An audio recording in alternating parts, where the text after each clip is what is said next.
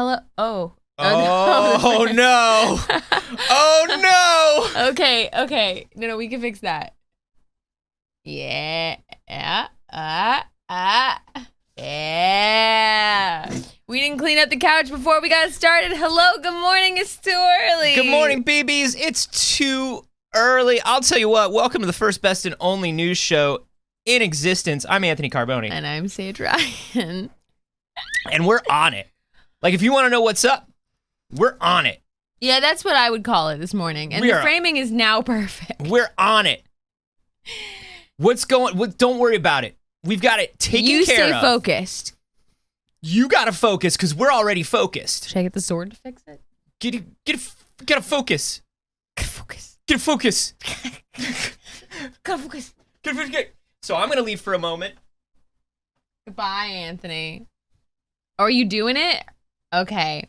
Well, hi, everyone. Good morning. I hope that you are having as morning of a Monday as Monday will allow you to morning. It's been a... Would you say it's been a while? No, actually, it hasn't. But it's been a bit of a week for everybody, and I do understand that today is Monday, but I stand by that statement. Or just the previous week. And, it's kind of where we're at. Yeah, Alonso said clean couches are for functioning democracies, and I think that that's a great way to describe where I'm at this morning. Clean couches are for functioning democracies, and we have neither. It's morning, and it's news, and we're here, and we're doing it, and I'll tell you what. It's mostly Speculation Monday. Welcome, everyone, to Speculation Monday. That's right. We have some news, but most of that news... not real. ...is speculation about tiny bits of news. And we love this.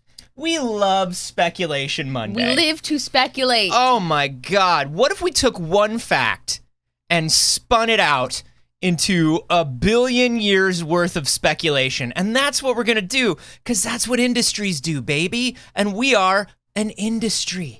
We're our own industry. We're the whole industry. Baby, we're the whole industry. We are esports.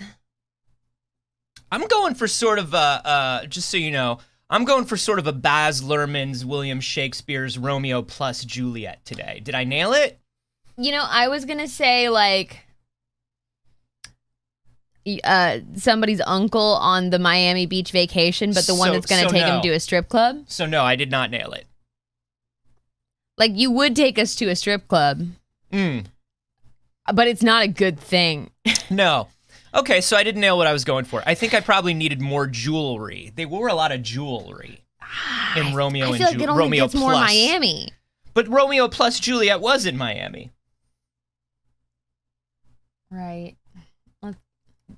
Look it up, Saige. Look it up. Let's do some reference comparison images. I mean, you know what I mean? Like, I'm going for some. Here, let's bring it up here. Whoop.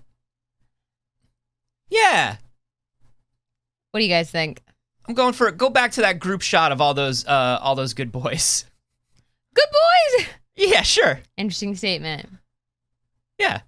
You know, good boys. Yeah, I'm sorry. I think no matter how much jewelry you add, surprisingly, those is kids. One more time. Surprisingly, one more time. For here in America, the one thing that I'm missing, it looks like, if you go back to that photo, is gun. Yeah. It looks like the only thing I'm missing is gun. You want one of my necklaces? Does that help you? It might. Which one do you want? You want this one? The brat one? Yeah. I don't know. Yeah. You know, maybe messier hair. Yeah. Oh, no, it's not just messier. It's got to do the thing where it, like, comes down. You know what I mean? Like the real child Leonardo DiCaprio hair. Got to be more bedhead. I don't know. Let's see if this I just don't. I don't know if the brat necklace is really it. Okay,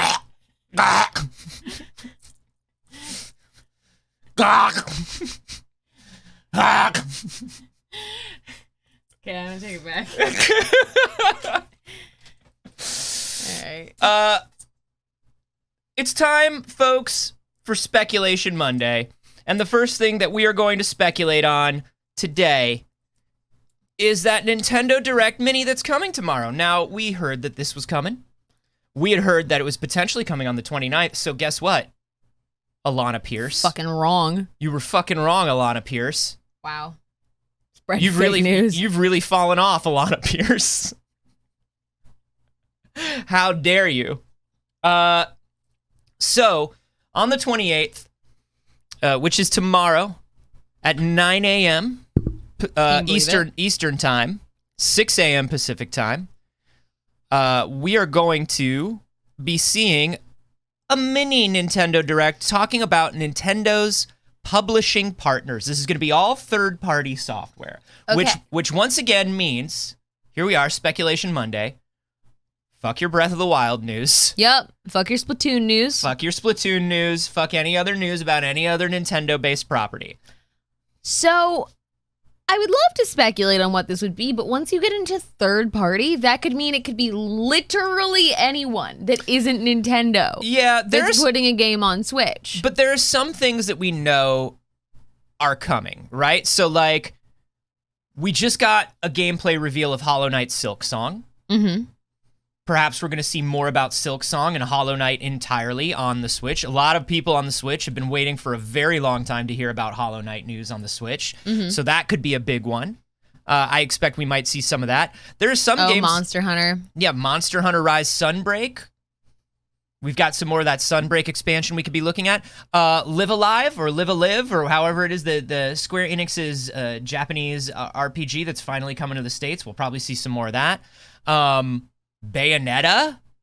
Where the fuck is where's Bayo? Where is she?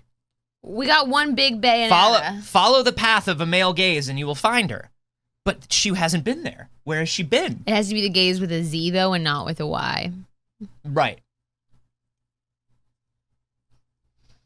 Although, well, so we'll probably see some of that. What else can we see? Klonoa? Yeah.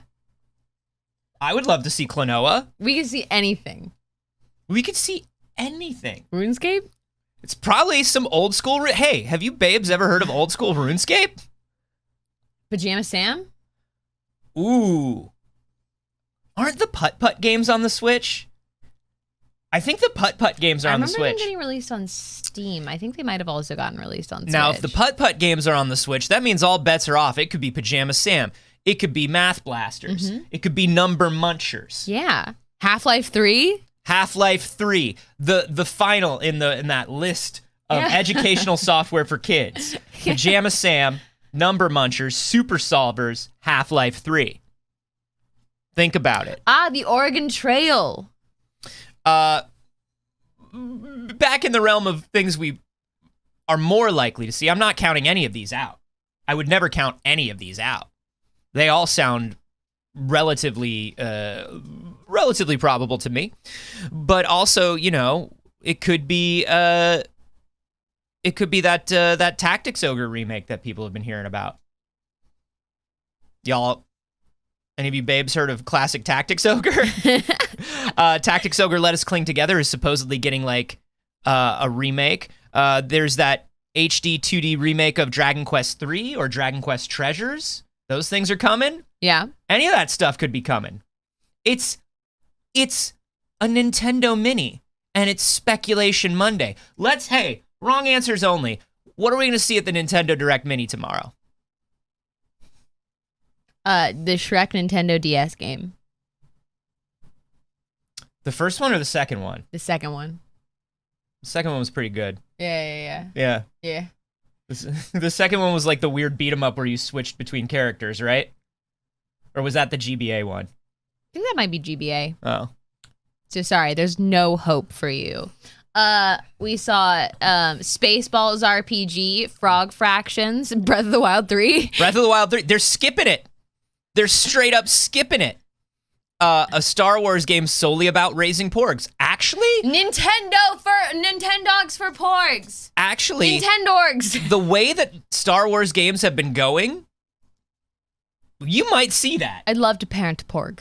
Disney, and listen, John Drake is licensing the fuck out of that Star Wars over there at Disney. Yeah. There's a lot of Star Wars happening. Nintendo Cats. Nintendo Cats. Siphon Filter, that's a huge one.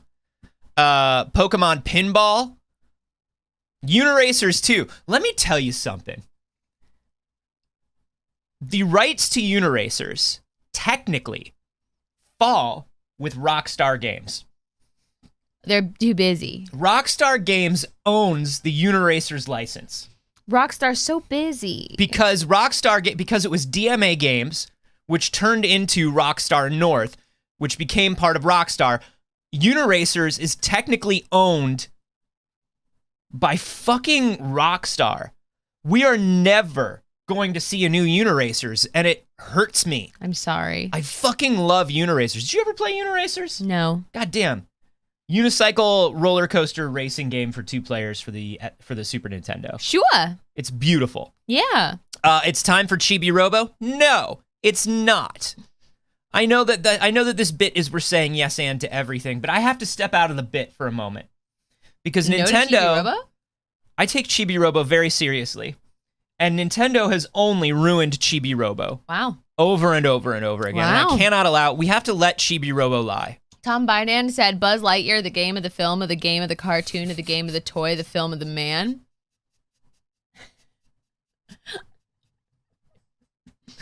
Why isn't anybody going to see Lightyear? It's that easy. It's that easy. Toontown? Yo, bring back Toontown. Put Hey. Toontown on the Switch. Hey, we know that Disney has been shutting down everything related to Club Penguin. Oh man, you think we'll see Club Penguin? I think it's time for that new Club Penguin. Think about that.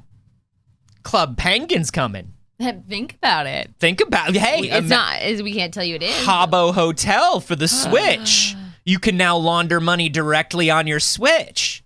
You can now harass people on your Switch. No, actually Nintendo's pretty good about not letting you do that, but Habbo Hotel would be where it started. I could finally run for government. For those of you who don't know, the Habbo Hotel has an organized White House system. It was created by the players, and there's an allotted treasury fund in order to support the needs of somebody in that position, so it's extremely lucrative. There's a certain number of years you have to have been an active account, not only on Habbo Hotel, but also active in lower positions of government in order to even run for president. I've calculated that it would take me at least 6 months, but then I think that I could campaign and become Habbo Hotel president. It's the long con. It's a long con, and I think that I could do it. Also, it has better requirements for the ability to fulfill the position than the United States does. They require more experience. Yeah.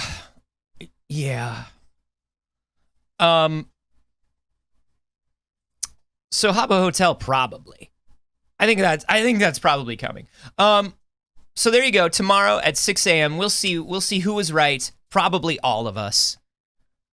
But folks, Speculation Monday doesn't end there. It's Speculation Monday, baby. Let's keep speculating. We gotta keep speculating, and here's what we're speculating about next. Marvel Studios is coming back to Hall H, baby. This is gonna be very interesting. This is a huge deal. So I've never gotten to see Marvel at Comic-Con because 2019 was my first Comic-Con and Marvel was no longer there. I still don't think I'll wait in the Hall H line. Oh God, at no! least I'll be in the vibe. You have to wait overnight in Hall H lines. Overnight. Yeah, you got to wait overnight. That I definitely won't. Yeah, no, the Hall H system is horrible and busted. And then once you're in Hall H, as long as you don't leave, you can be there all day. Right, so you get to go to all the different things that happen. Yeah, so people just sit there all day. And it's like, I'm not going to the bathroom, I'm in Hall H. Yeah. That's what some of the t-shirts at Comic-Con say. I'm not going to the bathroom, I'm in Hall H. And Yeah. all I got was this I stupid pissed my shirt. pants in Hall H, and all I got was this stupid shirt. Okay, so very interesting. So it's been a good few years since Marvel has attended or done anything at Comic-Con. So them announcing that there's going to be some Marvel content and Marvel panels at Comic-Con is a pretty fucking big deal, but also feels correct to me. Yeah, I mean, they were doing stuff at D23. Yep. Which, makes sense. Like, it makes sense for Disney to want them to be at D23. It's cheaper for them. It is. Absolutely. It's the home. It's home court advantage, right? But the thing is, like, Marvel at D23, just like Star Wars at D23 and all this stuff, for it to be Marvel's main show felt wrong. As much as like the Disney and Marvel crowds cross over now, It felt like it was too big for that. it Like felt Marvel individually was too big for D23. yeah, and it pushed two crowds together, that like the Marvel crowd, and everybody got along fine. It was a great show, but the Marvel crowd would kind of like come see Marvel stuff and then be like, well, what else am I supposed to do here? This isn't really, I'm not into this stuff. Yeah. And the Disney crowd would be like, yeah, it's cool that Marvel's here, but why is Marvel taking up so much of this space that's supposed to be about Disney? Right.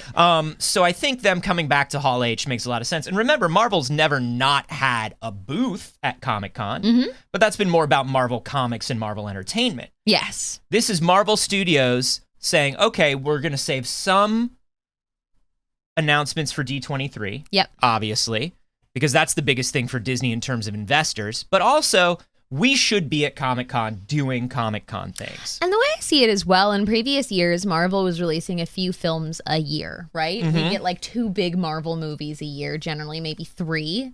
And now we're at a point where Marvel is releasing so much content so frequently with the shows. You gotta be kidding me. It's just, so I'm riding cold. it. So Marvel is releasing so frequently that it is kind of impossible for one event a year to cover all of the things that they have coming up. They need something probably on the other side of it to release different things. Well, and I like the When idea. is D23? Next year. They do an every other year thing. That makes perfect sense then. But also, you can split it up into sort of, hey, more Disney Plus and television stuff on the D23 side. Yeah. Or like broad announcements about overall phases and things like that. Things like timelines. Like, hey, here are the next 10 projects we have coming. But then I think Comic-Con is a better place to do trailers, to do reveals, to do interviews with cast and things like that. What are we going to see? James Gunn has already teased that he's going to be there. Which is big. I think that means it's going to be a pretty full Comic-Con this year. Yeah, I think that means Comic-Con about to be packed. I think that means Guardians 3 trailer. Right? Yeah. We know they finished production. We know they're done. Probably teaser at least, right? Or Guardians holiday special. Thank you, Brit JK. That's pretty smart. Yeah. Because we know the Guardians holiday special is coming. What else? Ant-Man and the Wasp, Quantumania. Yeah. We haven't heard much about Quantumania yet. The Marvels. Yeah, the Marvels for sure. The Marvels is huge. So probably something from that. And then probably like some Blade, right? Blade. Do you think we actually get any Blade? I would love to get some Blade. We've just heard so little about it. I think maybe Blade teaser or more Blade casting announcements or something like that. Okay. I think Blade news makes way more sense at Comic-Con than it does at D23. I agree. I agree. I don't think that things that once we start getting into the slightly more niche of it all that isn't the Avengers, you know what I mean? But also, like, Blade is just a darker tone for D23. But that's what I mean. We're expanding outside of even the genre of the Avengers, of that, like, it's just an action movie that everybody can like. Should probably like Blade because it's probably going to be pretty cool. But it's not necessarily the D23 crowd. Yeah. And like I said, it's a little more niche than something as accessible as the Avengers or like. Do you think we get any? Do you think we get any previews or extended clips or anything of She-Hulk? Let's see. It's the end of July. I think. Yeah. I think She-Hulk is supposed to be this fall, September, October. Then somebody in the chat, let me know when She-Hulk's supposed to come out. I wouldn't be surprised if they do like a little clip or preview. So August 17th is when it's lined up for. So with that in mind, I would love to see an updated take on the CGI in August. Now, they haven't said anything about that, but that's what we want. Yeah, it's Speculation Monday, Anthony. It's Speculation Monday, and that's what we would love to see. Because we think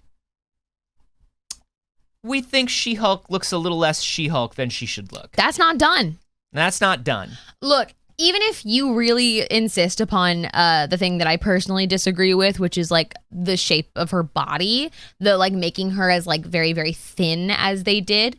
Even if they don't change that, the CGI itself was bad.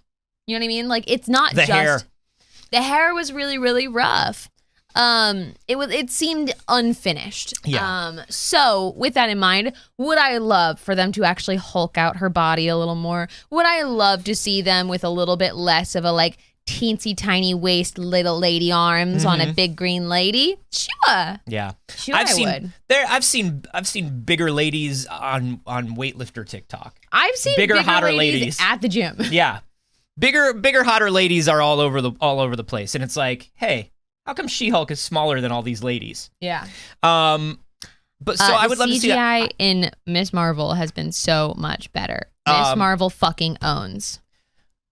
I do think we're gonna get a clip of something, you know, a little exclusive clip because it's Marvel's big return to Hall H, and they usually do that. Mm-hmm. Although they're not doing as much of it because like they can't take people's phones, and the leaks from Comic-Con they can't have been ridiculous. I don't think they take phones for Hall H, no, because like it's just a chaotic system if they do that. So they've never really done it, and that's why you always get everybody's always like, if you get your phone out, security's gonna come get you, and it's like, motherfucker, I just leaked this to the internet, so come get me if you can. It's too late. So I think they're trying to stay away from those. Mm-hmm. So anything that they put out as a clip is something that they're gonna be like, it's okay if the whole world sees this. Yeah, I mean, that is also kind of the point at the end of the day. As much as it's like, oh no, it was leaked out from Hall H. Hey, that's free promo, baby. Mm-hmm. People are just fucking clawing at the ability to get to it. I know that they don't want it to come from like somebody's phone, but they also didn't used to see it that way. Yeah. You know what I mean? They also didn't used to see, they also used to be like, this thing that we showed that was supposed to be secret for Hall H. Yeah. Leaked, and now we're pissed. And it's like, motherfucker, of course it did. Yeah. It's the internet. But now it's like, so I think it'll be like either a clip of She-Hulk or a small clip of Guardians. I'm going to say Guardians. That's my guess. Yeah. Probably Guardians. Gunn doesn't give a fuck. Yeah. Gunn will show you the whole movie if he could. Dude, James Gunn will just tweet out the entire script. Yeah, James Gunn will be like, here's this shooting script for Guardians. We think it's really interesting. Yeah, and like not even like a link to it. Like it'll be like in a Twitter thread, the entire dialogue of the film. James Gunn explained to my mother over Twitter how to turn off motion smoothing on her television. Right. If you tweet at James Gunn like it's ask.com, he'll answer anything. He literally did answer that. Really? Yeah. James Gunn, I was like, hey, James, like, because he was talking about something about like the way people like, with the way filmmakers intend stuff to be seen versus the way it gets seen. I was like, hey, James, can you tell my mom how to turn off the motion smoothing on her television? And he wrote back like, it's usually this, blah, blah, blah, blah. Like, it was very funny. You can ask James Gunn how to tie your shoes if you really want to. Yeah, he'll be like, loop, swoop, and pull is the way that a lot of people like to do it. Uh-huh. But I'm going to tell you 2 bunnies in the cave. Nice. Because it lays flatter if you do it that way. Yeah. If you ask James Gunn what color his socks were when he was on set last, he'll just take a picture for you. Yeah, and he'll be like, he'll take a picture of the socks, but also be like, oh, and in the background you can see here's Thor. Here's Glup Shitto. You didn't know he was going to be in this movie. Oh, man. Did I tell you I finally watched Multiverse of Madness? You didn't. I finally watched Multiverse of Madness. Spoiler-free review? Spoiler-free review. You want to talk about the Glup Shitto joke being always being appropriate for Marvel? The Multiverse of Madness was the Glup Shitto joke. Did you like it? I did. I, like others, feel as though Sam Raimi could have watched WandaVision before he decided to direct the Wanda film. He did. He said famously he got a highlight reel. He didn't watch the series. He got a highlight reel of everything that happened. He said that? Yeah. He said they gave him a reel of the most important moments because he didn't have time to watch it. It's not that many episodes. He had time. Yeah, it was 6 episodes, Sam. And like a lot of people, I both found what they did with Wanda interesting and inappropriate. You know what I mean? I was interested, and also I was like, this is very tropey. And they're doing the trope pretty well, but it's tropey. And that's what I'm going to say about that. Yeah, I really enjoyed Multiverse of Madness, but also it was particularly catered to me as somebody who deeply wanted a horror Doctor Strange film. Like, they did it. They did a horror Marvel movie, and the excitement that like ignites within me, because I talk about it a lot, and the thing we talk about here a lot, the transcendence of superhero being a genre to there being subgenres of superhero that mirror the genres of film. So action, romance, comedy, horror, right? And you got a lot of those good Sam Raimi horror moments. I think it was excellently horror. I think it was a really, really excellent blueprint in how to make it a Marvel movie that's, has foundationally the things that make it feel like a Marvel film and make it fucking scary at times and make it a horror movie. There was some imagery in there and there were some moments in there where I was like, this is darker and spookier than anything Marvel's ever done. Which, like, think about Spider-Man 2. Think about Doc Ock waking up on the table and finding out that he has tentacles. That was straight up just a scene from Evil Dead. Yes, it was. And Sam Raimi does get a lot of that in. And there are a few of those that are fun Evil Dead references in there too. Yeah, and I was listening to Blank Check, and Griffin Newman said something really interesting. Friend of the show, Griffin Newman, said something interesting where he was like, you can see the scenes that Sam Raimi enjoyed and was involved in and wanted to do, and you could tell what scenes he was forced to put in, because some of the scenes looked and felt like Sam Raimi, and some of them felt generic. They could have been done by any like B unit, C unit director. Interesting. I thought the movie was pretty consistent. Some of it was either just way. Like, yeah, I enjoyed it very much. I thought what they. Again, we're trying to be vague a little bit, so please do the same with us in chat. But I enjoyed watching the thing that they did with Wanda, but I don't think it was earned. No. There was a jump that I agree conflicts, but like that being the result, if you had given me this like runway, I'd be like, fuck yeah, because it was cool. If they had decided... And this is the thing where the Glup Shitto joke comes in, right? The tweet, like, Marvel fans be like, oh my God, it's Glup Shitto. You know what I mean? If they had focused more, they took a Wanda movie and a Doctor Strange movie and they put them together. I didn't mind that. I didn't mind it either, but when you're talking about that runway, if we had gotten a Wanda movie, yes, we would have seen that. But because Wanda was sharing the billing with Doctor Strange, the first act was all about Doctor Strange, and so we missed an important beat with Wanda. I agree. I also think that like it doesn't disregard WandaVision, and again, this is like a hard conversation to have without spoilers. It does not disregard WandaVision, but it does not successfully pick up where WandaVision left off. Is there a world where I can go through and I can make a bunch of assumptions about what happened, and I can talk about the processing of grief that Wanda's experiencing and can get to that?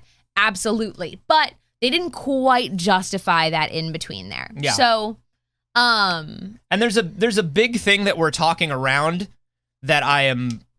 There's just a jump. There's a big thing that we're talking around about the movie itself that I am not a fan of, but we're talking around it because it just came to streaming. So if you haven't seen it, now is the time to watch it. Now is the time to see it. And we do have spoilers chat, right? Do we not have a spoilers chat on the Pixel Circus Discord? I don't know. You can just put it in, we have a movie talk one. Drop it in there, but use it with your spoiler tags. So if you want to talk about it and you can't talk about it here because we don't want to spoil anything, then That's talk the way about to it do there it. in the Discord. Going back to some, let's stay on movie news for a little bit. Top Gun, Maverick, Boo. the armed forces recruitment video you have to pay to watch. Yeah, man. Fuck Tom Cruise and fuck military recruitment. Just fucking passed secret movies. $1 billion at the box office, is the highest grossing movie of the year globally, is the first $1 billion movie for Tom Cruise. That's going to be great for e-meter sales and stress tests in subways everywhere. People keep asking me if I've seen it, and I keep saying no. And when I tell people no, they're like, "Oh, that makes sense." And it's like, why did you see it? why did you see it? Like, it's just a movie. And everybody's like, it's pretty good. It's like, yeah, there's so many pretty good movies out there. And if you're like, yeah, you're right, I do hate the military-industrial complex, and I do hate Scientology and the fact that they're taking advantage of, like, all of these legal and tax loopholes in the United States and legal, like, just don't go see the movie then. It's super easy to not see Top Gun. And it's, like, not even one of those, like, we talk a lot about the things of, like, hey, vote with your wallet, right? People are, do you not like that movie? Hey, we just said we didn't see it. I didn't see the movie. We don't pay for military recruitment propaganda. I mean, like, I'm sure it's a fine movie. Here's the problem, and we've talked about this before. To make a movie about the military in the United States, which they did shoot in the United States, they used military bases and military equipment. If you are going to shoot a movie about the U.S. military in the United States, you have to have somebody from the military approve your entire script, and you have to have military consultants on set to make the military look good. And that's the thing that we don't like. Because it's all rah the United States. When you shoot something like Catch-22, Amazon did Catch-22. Catch-22 is about getting out of the military after the draft and not being able to get out of the military. If you've never read it, you probably had to read it in school. But to shoot Catch-22 the way that Joseph Heller wrote it, they had to shoot it out of the country. Mm-hmm. And out of Canada, too. They had to shoot it outside of North America because, like, they wanted to show the military realistically. And that's why when you watch things about the military and there's a bad part of the military, it's always like Hydra or like secret or like secret covert B97 that even the government doesn't know about, right? Or like even in the dumb Transformers movies, John Turturro works for a part of the military that nobody knows about because the military can't hate Transformers because that would make the military look bad. It's the thing that we always talk about when we see like propaganda in Marvel films where they're like, oh no, it's just these few bad guys, but don't worry, the good government will handle it. Don't worry, there's a couple of bad guys, but they're not like the main guys. The military will handle it. The good guys will come in. The good guys with guns will take care of the bad guys with guns. Right. So either way, yes, it's hella propaganda, and so we don't give our money to that. And also, we don't like Tom Cruise. Mm-hmm. I don't get how people still like Tom Cruise. Like, even morally, aside from liking Tom Cruise, I think watching Tom Cruise do anything is like watching a like animated fucking like ventriloquist dummy do stunts. If you show me Tom Cruise and then you show me Miles Fisher doing the deep fake Tom Cruise on TikTok, I can't tell the difference. I can't tell the difference. It's like watching Pinocchio do an action movie, and I just don't get it. Well, I don't see the appeal. And have we all forgotten that literally Katie Holmes had to run away from him in the night because she was trapped on a Scientology compound? Like, Tom Cruise looks like his own Madame Tussauds wax figurine doing his movies now. Have we forgotten that Tom Cruise is basically single-handedly funding Scientology right now as Scientology falls out of favor with more and more people, as more and more of the real shit about Scientology comes out? This movie just made $1 billion. Tom Cruise is going to make a $100 million payday off of this. And a lot of that money is going to go to really shitty things. The military is going to have a huge increase in people enlisting because the last Top Gun movie increased military enlistment and recruitment by like 10% or something like that. Yep. Dumb kids saw Top Gun and signed up for the military. That's bad. We don't want kids to do that. Father, when can I go out on my own? So, here's the thing.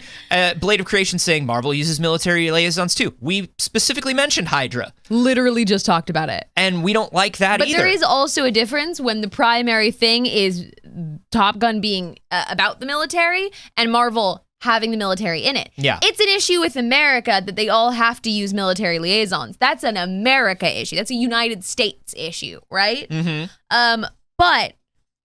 And that's why we don't talk much about Falcon and Winter Soldier, is because that hit entirely wrong. That was given some propaganda for me. It felt a little too much. It felt like, oh, I don't like the stuff in Marvel where they work with the military. As much military as I liked in the Marvel movies was the military going, Tony Stark, give us Iron Man. And Tony Stark going, I'm an alcoholic and I don't give a shit. Iron Man's mine. You know? Like, that's as much military as I want. Even the first Iron Man with its like, he's been captured by Middle East. It's just like, I know that this is how we're starting because he's a military contractor, but I'm glad they moved past that very quickly. You know what I mean? Yes. Emily, there's a hilarious conversation going on in our chat that I love very much. Geek Out said Captain Marvel made the Air Force look super cool. Again, wasn't the focus of the film. And then Emily Green said Captain Marvel didn't make me want to join the military, though. It just made me more of a lesbian, which I do think was definitely the more potent effect of Captain Marvel. They tried to get the military out of Captain Marvel as quickly as they could, right? Like, oh no, I crashed. I'm an alien now. I'm part alien. And what about the military?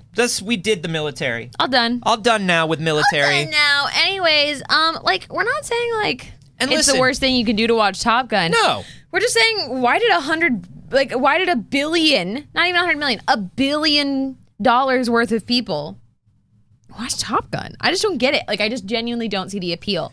Lady Gaga did one of the soundtrack titles for it.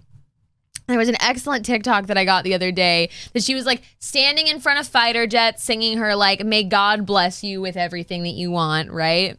May God give you your sweet little prayers and kisses on the forehead. Mm-hmm. And this TikToker was talking about it and she was like, she really said, y'all didn't download the last album enough. This one's for the straights. Sucks. Yeah. Sorry, gays, this one's for the straights. The gaga of it all is kind of a bummer, but I get it.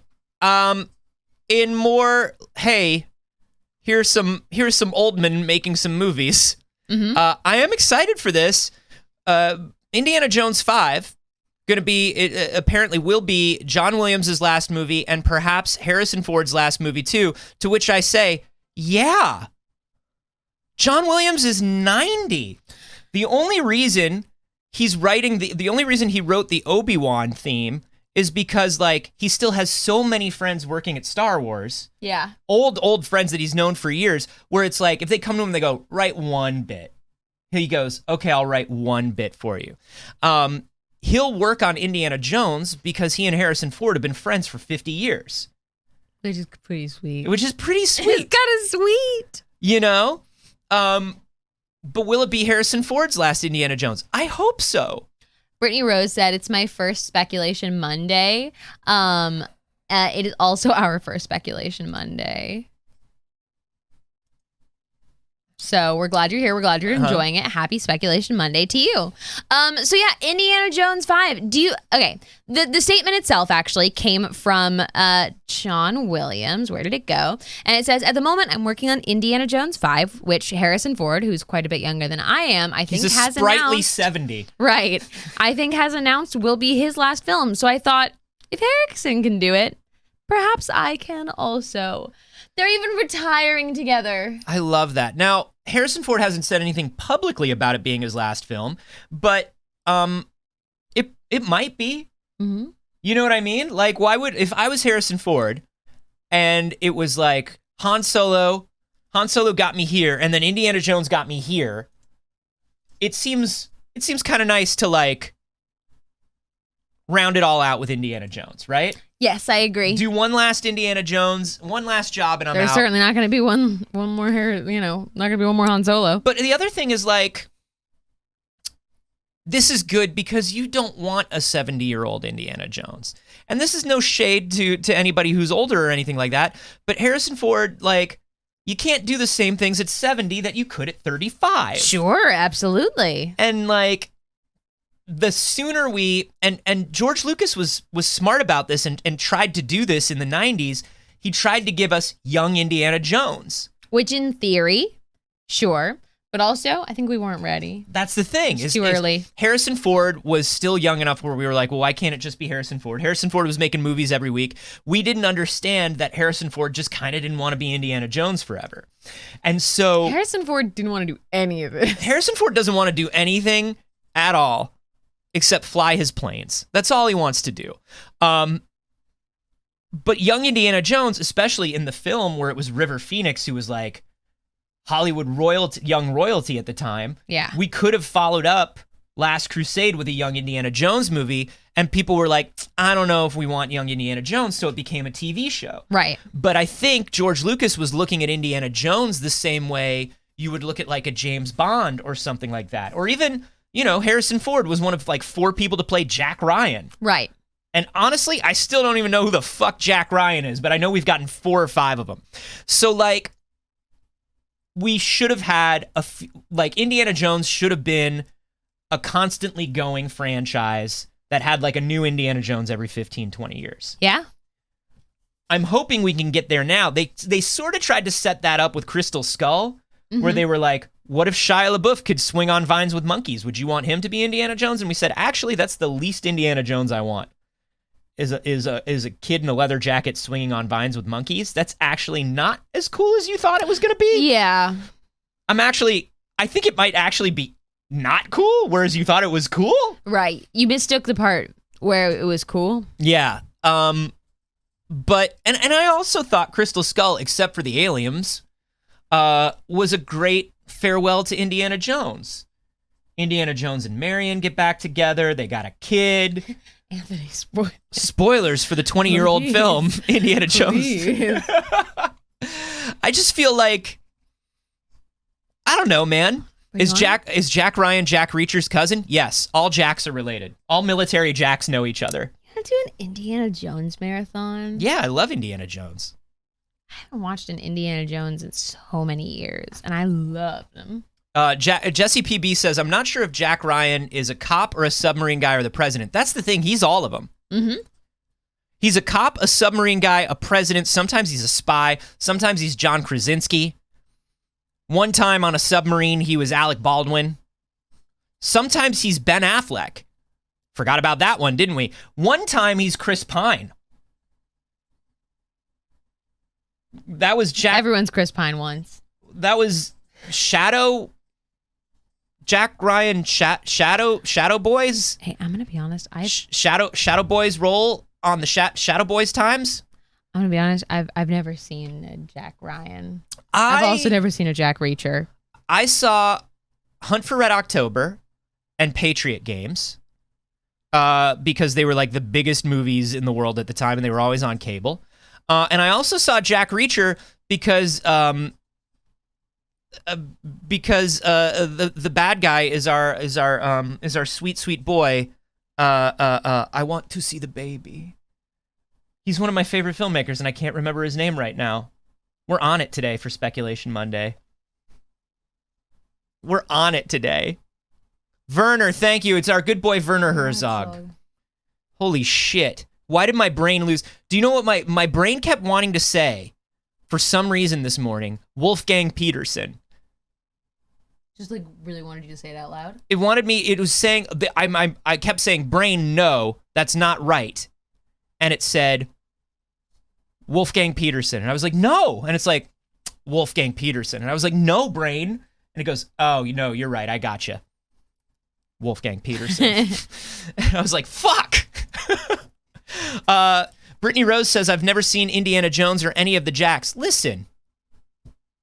Watch the Indiana Jones films. Yeah, watch the Indiana Jones films. They're fun. They are. Go in understanding that we've learned a lot, that cinema has advanced in many ways. And man, did we learn a lot about cultural appropriation in film since the Indiana Jones movies. So just go in knowing that and see how you come out. Like everything, it has George Lucas's obsession with classic pulp serials, which means it has a lot of those classic pulp tropes, which means like in some of the Indiana Jones movies, women are not treated well. In all of the Indiana Jones movies, it's I've got to get this artifact back from this dumb culture that doesn't know what to do with it. That's also a problem. That's one thing that I'm interested in seeing in Indiana Jones 5 is how they treat that. How we advance the stolen artifacts, how we advance the appropriation of it all and the colonization of it all. And one way they got around that in the old ones that they didn't do in Crystal Skull is Well, he wouldn't be after this thing, except that he's just got to get it before the Nazis get it, because it's got magic powers, and you don't want the Nazis to have it. Yeah. And it's like, listen, I don't want the Nazis to have anything. I don't want the Nazis to have lunch today. Right. Justin said, remember, Indiana Jones is a Nazi puncher. That's right. And that's important to remember. That's right. In my house, we were very proud, because Harrison Ford, of course, half Jewish, but as far as Judaism is concerned, he's Jewish. That's a Jew? That's a Jew. And it was just lovely to see the Jewish superhero punch the Nazis. Yeah. And he was a professor. He was only a superhero when he needed to be, because he wanted to be he was in academia. Indiana Jones, good boy, good son. Yeah. We wish he treated his girlfriends nicer. Yeah, everyone. So, like, look, don't be like Indiana Jones to women, but do be like Indiana Jones to Nazis. That's basically the lesson to take away. That's the takeaway. Moving on to some more. Well, let's go to some gaming stuff. Let's go to some gaming stuff. Anthony, a game just completely slipped right by us. Well, slipped right by everybody. Everybody? Everybody. Nobody's fucking paying attention to this shit. Me? Nobody's paying attention. You think this one slipped by me? Nobody was talking about it. Nobody gave a shit. That's a bold statement, but okay. Because it's a true statement. The Bladrunner video game, a remake, because we didn't talk about it once leading up to it, Anthony. We did. We mentioned this remake. How long ago? I mean, when they announced that they were working on it, they haven't said much about it since then. There has been nothing. That's what I mean is it slipped by. It's out. It happened. What's out is the Bladrunner remake. Now in 1997, classic adventure game based on the Blade Runner universe. I love this game, and it was very hard until recently to play this game anywhere. Yep. It was hard. It was kind of busted. It was hard to get running in Windows. It was hard to get running at all. It was made by Westwood Studios, the people who made like Command and Conquer. And it was a very good adventure game. Yeah. And it just sort of disappeared. And we know that they've been working on a remake of it for a very long time. Blade Runner, the Enhanced Edition by Night Dive Studios. And it came out like shit. It's bad, is the thing. It's bad. So apparently, the first thing that happened is they tried to do the upscaling. So this is the original here. Mm-hmm.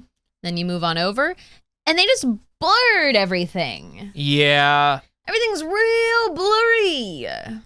So what the fuck is happening here? The trick with these, as I'm sure a lot of you know, the trick with these old adventure games is the backgrounds. It's just like a Final Fantasy or an old Square game where a lot of these backgrounds are stills or they are very sparsely animated, but they have to blend in perfectly to the game art to look correct. This does not look correct. The Kotaku reporter here, Luke Plunkett. Hey, what's up, Luke? Luke Plunkett says that it looks like somebody typed Blade Runner into Dolly Mini. Somebody was like, Blade Runner video game, and that's what they got. It looks real muddy. They also tried to make it run at 60 frames a second, which you would think would be great. Depends on the scene. Depends on the scene, and also depends on the engine. Mm-hmm. It's like how a lot of people will tell you that like Mario 64 can't run at 60 frames a second because the timing of everything in the game is locked to 30 frames. And if you make it 60 frames a second, things start looking weird and behaving weird. And apparently that's the case here. Now, this is not a port of the game. Apparently this whole game essentially had to be rebuilt from scratch.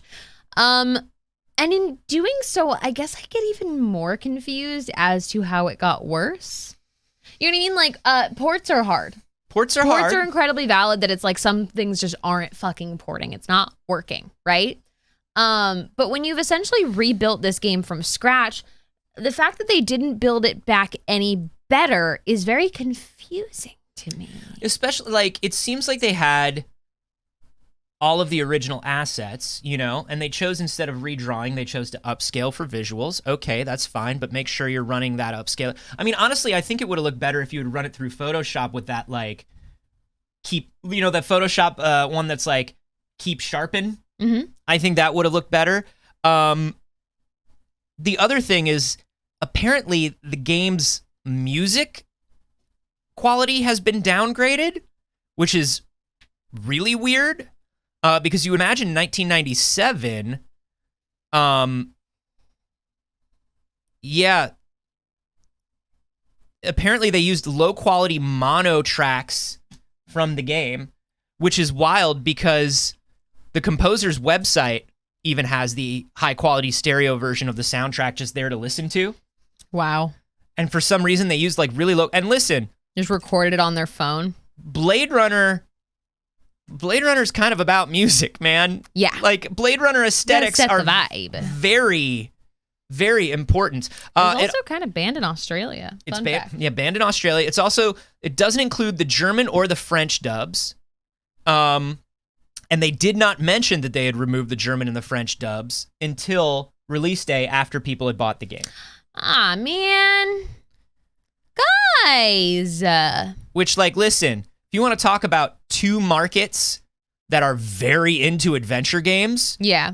the French and German markets have, like, a huge history of adventure games and an adventure gaming community. They're very into it. And so to remove those dubs and not put them back in, I mean, there's no quality control on this thing, apparently. Now, what's really weird is there is a fan version of the game that's been running on Scum VM. Yeah. Once again, this is always the story. There's the official remake, and then there's the fan-led remake, Right. which always runs better and looks better. And the Blade Runner Enhanced Edition just does not run as well as the fan edition. And it's like, Good Old Games had worked with a team of fans to combine fan-made edits with an executable that you needed the CD-ROM for, and bundled it all up and put it on the Good Old Game, on the GOG storefront, and it works beautifully. And as soon as this officially licensed version came out, GOG had to pull down the fan version, which means the good such a version is bummer. gone. And we've seen this happen before, obviously. And it sucks to see it happen again for such a shitty version of it. And they didn't let the fan developers know that they were going to be removing it. Of course. GOG just replaced it with the Night Dive version. That sucks. That's not good. Yeah, so kind of a bummer. Listen, is that version still floating around somewhere? I don't know. I don't like to speculate. I certainly not even on Speculation Monday. I wouldn't speculate that you could illegally obtain software. You wouldn't download a Speculation Monday, would you? You wouldn't download a replicant, would you? Let's talk more about video games. Let's talk more about video games. Hey, for my femmes in chat, you ever put on a headset on a video game? Ooh, I wouldn't recommend it. Can't recommend it one bit. Got a lady sounding voice? I wouldn't recommend it. You've probably seen some shit.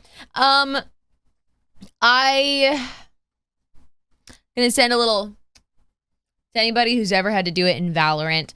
But the team behind Valorant is currently working on monitoring voice chat going forward in an attempt to curb toxicity from their community. Look, Valorant is, one of those, like, it'll be replaced time and time again with the same kind of game, whatever people are playing in that multiplayer shooter situation. But, like, I would never put on a headset in Valorant. Ooh, let me tell you something. We're talking about We're talking about a game. We're talking about Riot Games. We're talking about League of Legends, which has just basically nuked all chatting entirely because the only way they could keep their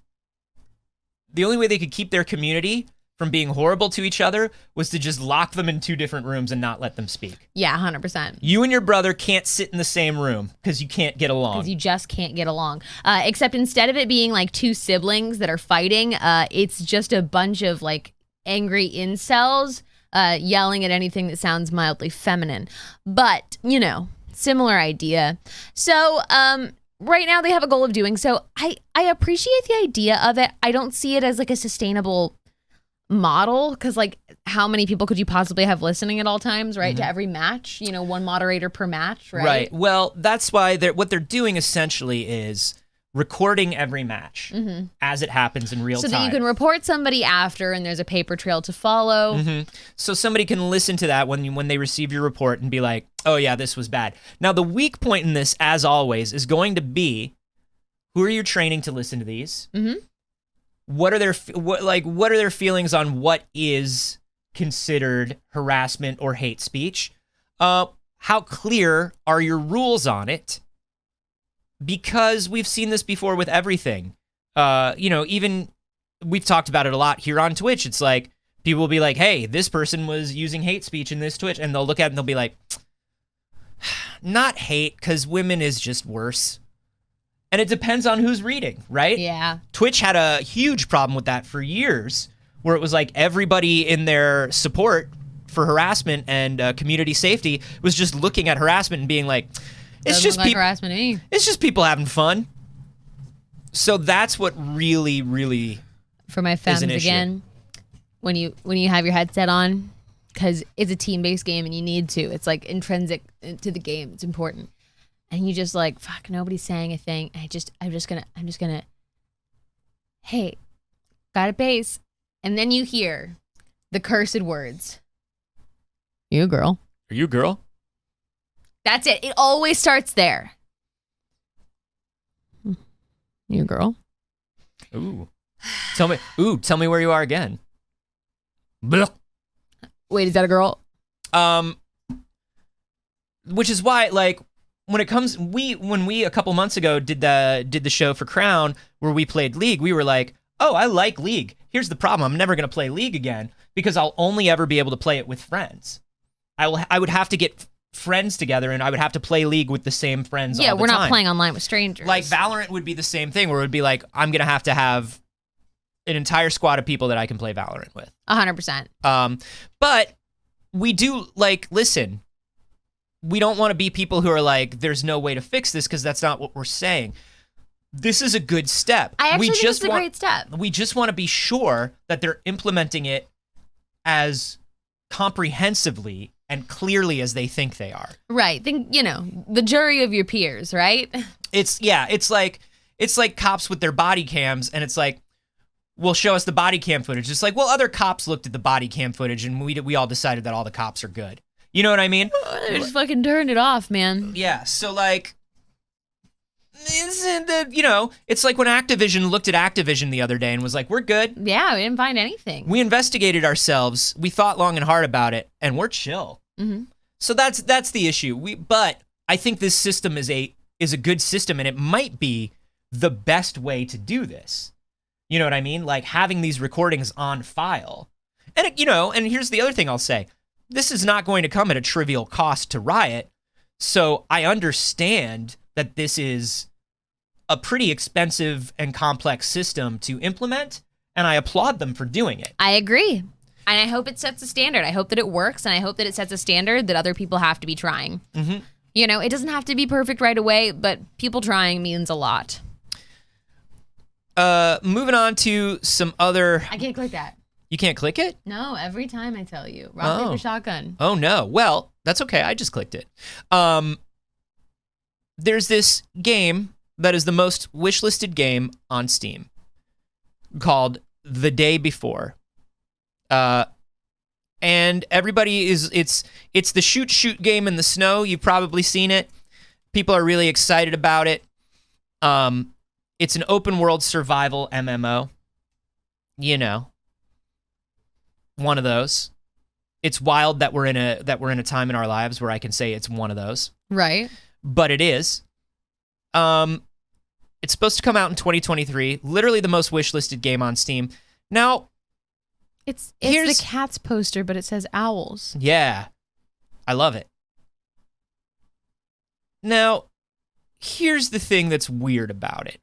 Now it just looks like one of these games. It looks really good for one of these games. It looks good, but Yeah. like a game we've seen before. Yeah, and like if you're into this style of game, which a lot of people are, Looks like an excellent one. you're probably very excited for it. It, like I said, most wish-listed game on Steam. Here's the problem. It seems to be made almost entirely by people who aren't getting paid to work on it, and it is a commercial game. Oh. Full-timers are paid an undisclosed amount, whereas part-timers get cool rewards. Oh no, not tokens. They get fun game-making tokens. So the Day Before is being developed entirely by volunteers, according to the developer's website. Fantastic say that they accept full-time and part-time volunteers to work on their games. They have a little volunteer, hey, we have a culture of volunteering. Here's our fun volunteering recruitment video. How long is it? I don't know. Too long to listen to anybody. 39 seconds. And not too long to listen to anybody. We got it? Yeah, it's there. All right. Whatever you do in life, you do it willingly or unwillingly. If you do it willingly, Whatever you do it willingly- becomes a heaven. If you do it unwillingly, If you do it willingly, it hell. becomes a heaven. Fantastic culture If you do it is based on the unwillingly, it idea of becomes a hell. volunteering. Being a volunteer Oh, means that's that what they're you saying. Is they're willingly saying take part by in by working using for a common volunteers, goal. it's The only idea people of who really volunteering are really comes doing from what our they own love. experience, and that's If you get paid, it's hell. If you do work for free, it is heaven. Find a job you love, and you'll never get paid by A day in your Fantastic life. Studios a day in your life. Right. Yeah, that's a rough one. They have a volunteer section that says Fantastic's culture, or maybe Funtastic. They don't have the vowel there. Fantastic. It's fantastic. That means every Fantastic's culture is based on the idea of volunteering. That means that every Fantastic member is a volunteer. Full-time volunteers are salaried, but those offering their services part-time are given cool rewards, participation certificates, and free codes. Bro, I don't even make games, and when someone is like, do you want just like a free code for it and we won't pay you to promote our game, I say, that's not okay. I'll take your game code, but I'm not necessarily going to say anything about it. You can give me a game code. Sure. Thanks for the game code. Are you going to stream about it? No? No participation certificates. They say you did it. You were part of the game. Now, For $0. this is A story of a girl. fucked up. I mean, like, we're waiting. Rock Paper Shotgun has, put a request out to Fantastic, obviously, to get some more clarification on this. Could there be language barriers and other things that are keeping them from saying what the actual remuneration is? Like, maybe full-time volunteers are getting paid very well. I don't know. Maybe, but here's the thing. When part-timers are getting paid nothing, It's an unpaid internship. But that's now illegal in most places. So that's why they're calling it volunteer-based. but also I'm going to go ahead and say I'm not giving these people the benefit of the doubt because it's Speculation Monday. And on Speculation Monday, We expect the worst. I don't think these guys are doing great, and I expect that we're going to hear a lot more about this, and this is about to blow the culture of this game wide open, and hopefully it will no longer be the most wish-listed game on Steam anymore. Yeah, maybe take it off your wish list until you figure out if people are getting paid. Can you imagine, like, it's one thing if it's like a fan-made community game, no one's getting paid. A group of friends making a game together. Everybody is volunteering their time because they all want to make a game and they will all own this game. A lot of But here emulators is the are difference. Yeah. It is about owning the means of production. These people are working on someone else's game for a company. They are not making a game together. It's not their game. Right. If they all owned a portion of the game, that would be one thing. Even then, I would love to see everybody get paid, but there's a ton of things that are like volunteer collaborative projects that I think are absolutely valid. And sharing creativity with other creatives, perfect. We love to see it. Amazing. Don't work for a company for free. Yeah, Don't ever work for a company for free. This is a company making a large-scale MMO. I'm going to say it again, the most wish-listed game on Steam. This is not a company that's walking away with a small amount of money. Correct. This is a company that's going to make a lot of money. Even if this game fails, the first few months of an MMO, they make an insane amount of money. Yep. Anybody who's working for them for like codes for the game to give to their friends.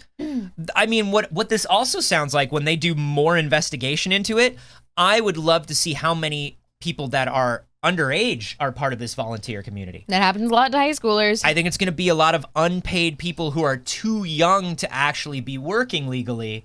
And so they have a lot of illegal contributing employees. That's still child labor. So this is a big problem. Tell your friends not to wish list the day before. And you know what? It's 9:25 a.m. Oh, my stars. It's the end of Speculation My muffins. Monday. Go! Anthony, please! That's the end of Speculation Monday. Thank you for joining us. If you enjoyed this, we'll probably do more when there's another slow news day. It'll come up, I'm sure. Look, there was like a big E3 week, and now there's not a lot of game announcements. So Right. Speculation Monday. We do want to say thank you for joining us. We will not be here Wednesday or Friday this week. It's very sad. I've got some work. I've got some work to do. I have to chase that paper, Saige. He does have to chase that paper on Wednesday and Friday. Secure the bag, Saige. Yes, of course. So, this is as always The story of a girl. This is as always a fun little show that two friends do in a shed. Completely, you want to talk about volunteer labor? This is two friends doing some volunteer labor. Yeah. So we do want to thank everybody who has donated to us, who has given some money to Pixel Circus, because, our dream is one day we won't have to miss multiple shows. Because we'll get paid enough to do these that we can turn down others. Hey, do what you love, and you'll never work for fantastic studios a day in your life. So thank you to everybody who supported us. Remember that your subscriptions and your bits and your Patreon memberships all go to Pixel Circus as a whole. Keeping this channel alive and going, keeping the metaphorical lights on. Yeah, we just upgraded all the equipment for the tabletop shows.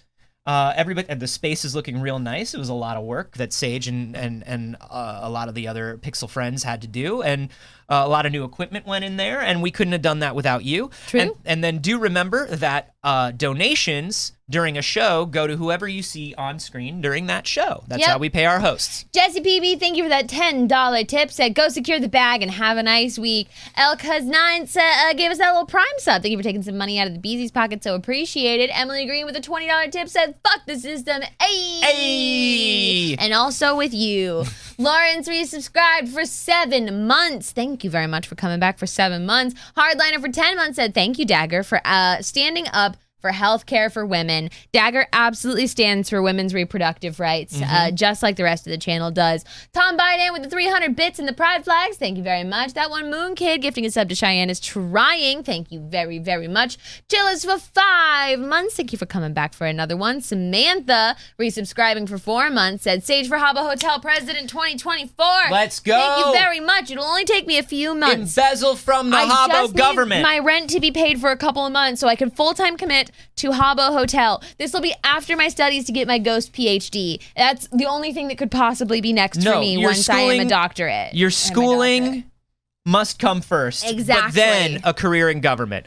That one Moon Kid, thank you for gifting a sub to Arachne's Web. Jesse PB with the resub for 10 months. Ooh, you might like us. Saying, have a hunch I might not be the only one feeling a few months short of a Pixel Circus year this morning. Baby, if that's a euphemism for not thinking straight, you right. Mrs. Reaper Lightning, thank you for the resub for 5 months, saying 5 months, I might like you guys. I was just thinking the same thing. Alonzo, of course, with the 100 bits, saying butts. Thank you very much. Thank you, everybody. Thank you for showing up and supporting the show. The number one way you can do so is literally just hanging out and watching the show, whether you watch it here or on YouTube. If you haven't subscribed over on YouTube, it is completely free. We upload all of the things over there, and one day maybe we'll make some stuff exclusive for YouTube. Ooh. But hey, Anthony, when you're not here, where can they find you? You can find me everywhere online at Carboni, except for here on Twitch, where I'm at Anthony Carboni. Twitch, you cowards, it's mine. Give it back to me. Tonight, I'm going to be doing a stream with my Playdate, my little handheld from Panic Corporation. It just came in. I'm very excited to show that off. It's a very cute little device, so check that out. And then also today, a classic episode of We Have Concerns is going up from a few years ago. It is our interview with one of our guests, Brock Wilbur. Every episode that we do with a guest, we have a bonus episode for patrons. This is one that we've made public once before. We're making it public again. It is Brock Wilbur explaining his experiences volunteering at abortion clinics and what that's like and what abortion is like in America even before those rights have been taken away, and we think it's a very important listen. That's going to be up on the feed later on today at wehaveconcerns.com. Saige, fuck is you up to? You can mostly find me screaming out into the open air like a banshee, calling out the addresses of the Supreme Court justices that I keep finding on TikTok. But you can also find me everywhere on the internet at Not Saige or here on this channel all of the time. I stream on my channel Monday, Wednesday, and Saturday, so I will be live at some point later today on my channel. Dope. I think that's the stuff. For the most part, that's the stuff. That's the stuff, baby. Anyways, it's very easy to find the Supreme Court justices' addresses on the internet. Do with that information what you will. This is your daily reminder that those people do not deserve a moment of peace, a second of rest, even a few just fucking grasped moments to feel like they get to be safely in control of their lives. Because I don't, so neither should they. Protest, heckle, don't harm, don't be violent. Don't get yourself arrested. Bye, BBs. Bye, BBs.